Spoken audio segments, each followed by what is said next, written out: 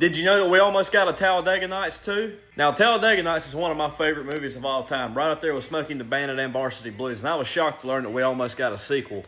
Now, the movie stars Will Ferrell as Ricky Bobby. It's about his rise and fall as a NASCAR driver, and he ends up getting in a wreck and all this stuff, kind of similar to Days of Thunder, and he has to fight his way back to the top. Now, Will Ferrell and Adam McKay came up with the idea for the movie while Will Ferrell was filming Elf. After going to a NASCAR race, Ferrell and McKay started writing the script. It didn't take long for studios to pick up on it either because Will Ferrell had just had a lot of success with Elf, Anchorman, and Old School, so it didn't take them long for a studio to pick up on it. They knew it would be tough to make the film realistic without the help of NASCAR, so NASCAR came in real early on in production to start helping out. But a lot of drivers didn't want to participate in the movie because of a lot of stuff that went on during the filming of Days of Thunder. So Jamie McKay and Dale Earnhardt Jr. were the only participants in the movie. Although they did film for a week at Talladega Speedway in Alabama, most of the film was actually shot in North Carolina. A lot of the scenes actually took place in Rockingham and at Charlotte Motor Speedway.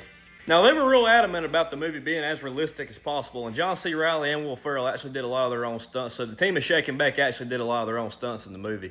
Now, the movie was very successful. It became a classic and became one of the best comedies of all time, and it was so successful that they actually talked about making a sequel where Ricky Bobby would go overseas and race in Formula One in Europe. I don't know how that would have went, but I had to guess, it probably would have been terrible. It probably would have been kind of like Cars 2, and it probably would have been called the Cal Naughton Jr. story, similar to how Mater was the main character in Cars 2. So it probably would have been terrible. I'm kind of glad they didn't do it.